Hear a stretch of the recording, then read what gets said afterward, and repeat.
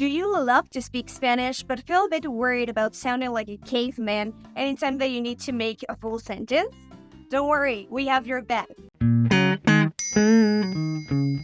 Hello everyone, my name is Mariana and I'm a brand new YouTube ambassador with Spanish 55. And in today's video, I'll show you some basic sentence structures in Spanish so that you can start using them and feel more confident whenever you want to say a sentence in such language. So let's get started. So we all know that Spanish can be a bit challenging for some people, and it's considered as one of the most complex languages on earth. I personally love Spanish because it's my first language, and also because after studying linguistics for many years, I found out that Spanish is one of the richest languages that could ever exist. Let's begin by talking about affirmative sentences. The first thing that you need to take into account is that any sentence needs a subject and a predicate, which basically consists of a verb and a complement. Of course, there are many things that you can add up to a sentence in order to give more information about the subject or the predicate, but we're going to check that out a bit later. We're going to start with the basic stuff. So, the basic sentence structure in Spanish, it's simply like this. Subject plus verb plus complement. I'll give you an example. Juanito habla español. So, in here, Juanito is our subject, habla, it's our conjugated verb, and español, it's the complement. Now, if we want to get fancy, we can start adding up more elements to that sentence, such as adverbs and adjectives, such as muy and bien. So, our final sentence would look like this. Juanito habla muy bien español. So, in this sentence, we're not just saying that Juanito knows Spanish and that he can speak Spanish, but we're also saying that Juanito does it pretty well. Now, how do you turn affirmative sentences into negative sentences? That's quite easy in Spanish because the only thing that you need to add is the word no before the verb. So, based on what I just said and the sentence that I said before, you would only need to add the word no before the verb hablar to that sentence. So, we would have this as a final result. Juanito no habla muy bien español. Can you see it? So you added the no before the word habla, which is the conjugated verb. And there you go. Now you have a complete negative sentence in Spanish. It's also really important to note that in Spanish, we require the use of double negatives whenever we find the following words in a sentence. Nadie, no one. Nada, nothing. Ningún, any in masculine. And ninguna, any in feminine. I'll give you an example. No conozco a nadie que hable japonés.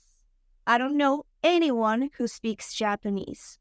So, now you know the basic structure for both affirmative and negative sentences in Spanish. But, what if you want to create more complex structures? What should you do? In Spanish, we have direct and indirect objects, which are related to the entity that receives or is affected by an action expressed in the verb. So, I'm going to give you a pretty useful tip so that you can identify them in a sentence. Usually, the indirect object will answer to the question to whom, and the direct object will answer to the question what. For example, in the sentence, Juan le compró un libro a María, Juan would be the subject, the book would be the direct object, and María would be the indirect object. So the book is basically the thing that was bought by Juan, and María would be the one receiving that book. In general, if we have both a direct and indirect object, we need to mention first the direct object, and after that, we can mention the indirect object. So I'm going to give you an example, just mixing up the sentence that I said before. Juan le compró a María un libro. So, this makes sense, kind of, but it sounds kind of funny because you're not mentioning the book firsthand, you're mentioning María. So it's kind of a weird construction. That makes sense, Yeah, people can understand you, but it's going to sound pretty weird. So it's better if you first mention the book or the object that was bought by Juan in this case, and then you mention the person who received it, who is Maria. So let's check some more examples so that you can really get the hang of it, okay? Affirmative sentences. Uno.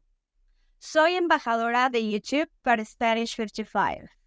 So in this sentence, guys, I have something that I want to show you that's quite interesting about the Spanish language and how us native speakers use it. So basically, we forget about the pronouns sometimes. Yeah, that's right. We do funny stuff in Spanish, now that I think of it. But this has a reason. This has a logical reason behind it. We don't do that just because we wanted to do it. No, it's because the verb conjugation will give you information about the pronoun. So, in this case, I use the verb ser conjugated in the first person of the singular, which is yo. So, in this case, well, I didn't really need to use that yo before the verb ser, to be, in Spanish, because that conjugation is giving me the information about myself, or well, the pronoun. So, if you want to sound more conversational and more like a native speaker, you can start doing that. Just dropping the pronouns and focusing on your verb conjugations. Also, well, it's grammatically correct to say yo soy embajadora de YouTube. But if you want to sound more conversational, yeah, you can just drop those pronouns. Dos. Me gusta salir a caminar al menos 3 veces por semana. I like to go on walks at least 3 times a week. 3. Conozco muchas personas que trabajan desde casa. I know many people who work from home. 4.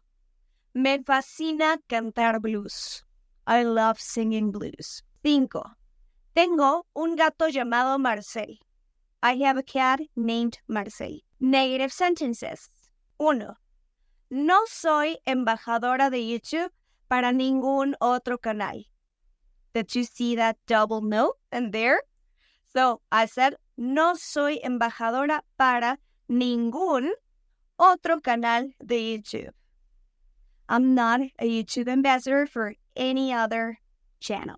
2. No me gusta salir a caminar en la noche. I don't like going out for walks at night. 3. No conozco a nadie que trabaje en una oficina de gobierno. I don't know anyone who works at a government office. 4. No me gusta cantar música ranchera. I don't like singing ranchera music. It's a type of music that you can find in Mexico, and I don't like it. Sorry. 5. No tengo mascotas en casa. I don't have any pets at home. There are many things that can go wrong when learning a new language, especially when you're out and about trying to communicate with native speakers. But it's really important to remember that the more you practice, the better you'll become at it. So why am I telling you this? Because I've been there. A couple years ago, I got the golden opportunity of traveling to France, and I was really excited. I mean, it's France, come on, who wouldn't be excited to travel to France, right?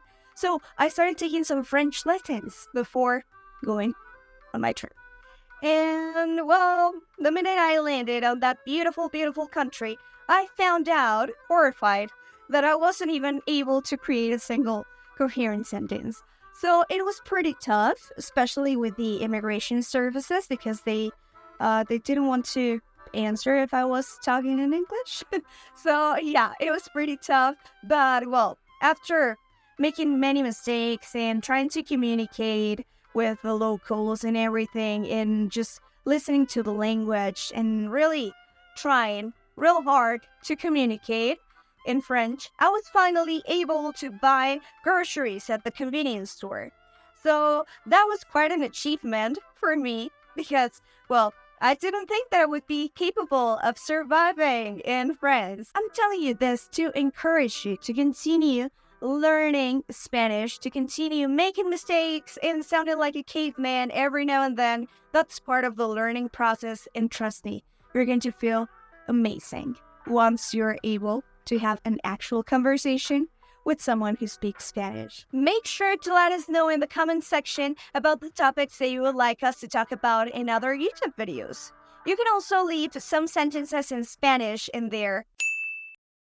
Quiz time! Arrange the words so that you can create some sentences in Spanish. You got this. 1. Le regaló Pancho a Jorge una guitarra.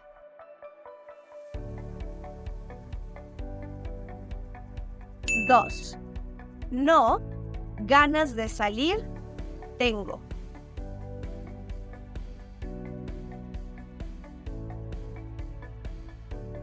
So, let's check the answers. Answer number 1. Pancho le regaló una guitarra a Jorge. 2. No tengo ganas de salir hoy. Did you get them right? Let us know in the comment section below. If you found this video useful, don't forget to hit that like button and subscribe to our channel. At Spanish 55, we have an amazing team of native certified teachers who can guide you to fluency based on your educational needs, giving you personalized attention. You're not going to get just like random classes that everyone can take. No, you're going to get real attention from a native speaker. And also, you can study at your own pace wherever and whenever you like. If you want to get more information, don't forget to follow us on all of our social media and also check out our website. So let's have a quick recap about the things that we discussed today. In Spanish, you need to have a subject, a verb, and a complement. That's like the basic structure. And whenever you want to create a negative sentence, you just have to add the word no before the verb. Don't give up on your Spanish learning journey. I know that Spanish can be a bit challenging from time to time, but trust me, you're going to have many benefits after you become fluent. So don't give up, continue studying, and continue investing in yourself. And well, guys, that was pretty much it for today. As I said before, my name is Mariana with Spanish 55. I hope that you have an amazing day, and I'll see you guys later. Bye!